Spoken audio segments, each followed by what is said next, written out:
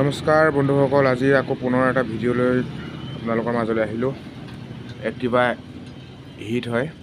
আপোনাৰ এখন ইঞ্জিন চিজ হৈছিলে। আপোনাৰ ইঞ্জিনটো দোকানত আনিলোঁ, আনি ইঞ্জিন খুলি আছোঁ। এইখনৰ বহুত দূৰৰ পৰা আনিলোঁ, আপোনাৰ প্ৰায় 15 কিলোমিটাৰ আঁতৰৰ পৰা গাড়ীখন টানি অনা হৈছে। গতিকে আপোনালোকে চাব, এখন ইঞ্জিন খুলি আছোঁ। নতুনকৈ 3জন ল'ৰাক শিকাই আছোঁ কাম। খুব সুন্দৰভাৱে কামৰ আগ্ৰহী, কাম শিকি আছে। বন্ধুসকল, আপোনালোকৰ যদি কোনোবা নিজৰ চিনাকি ভাই বন্ধু আছে জনাব, আৰু কোনোবা মেকানিক যদি এনেই বহি আছে এই ভিডিঅ'টোৰ জৰিয়তে জনাব। মোৰ ইয়াতে কাম কৰিব পাৰিব। ভাল ৱৰ্কশ্বপ আছে ওচৰতে, মোৰো আছে।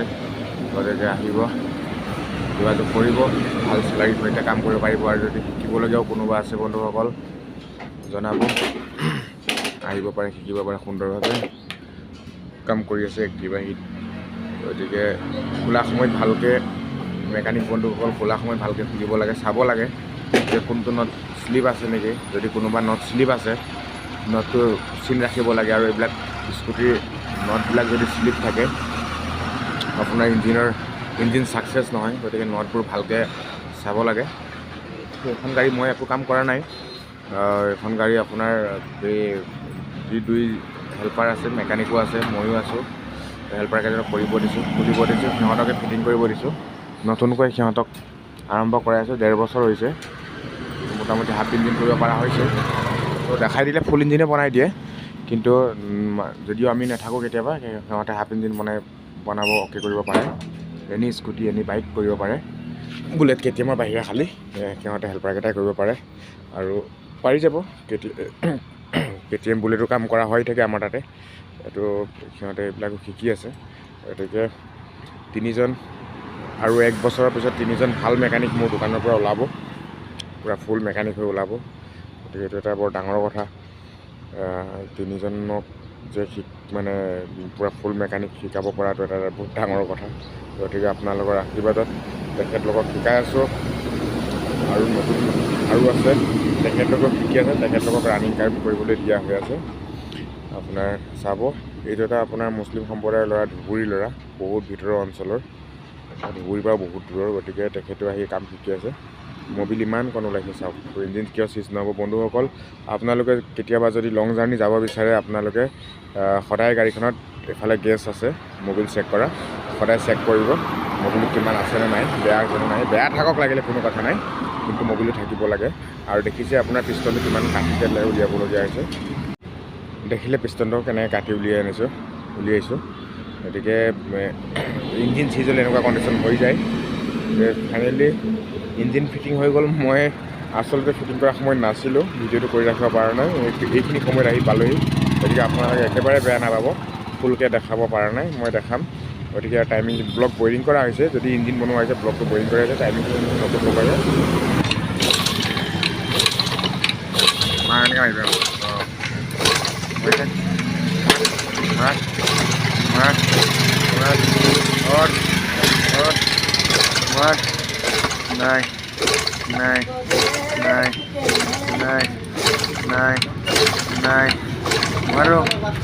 মাৰো হনুমান মাৰো।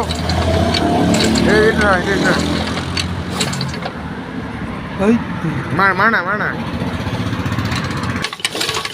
মাৰি থাক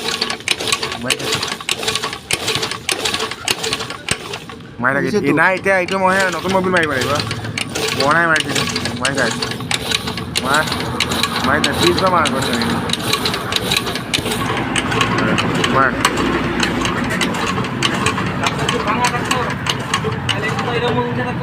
এইটো কি নতুন হয় নেকি? আকৌ মাৰি দিলে।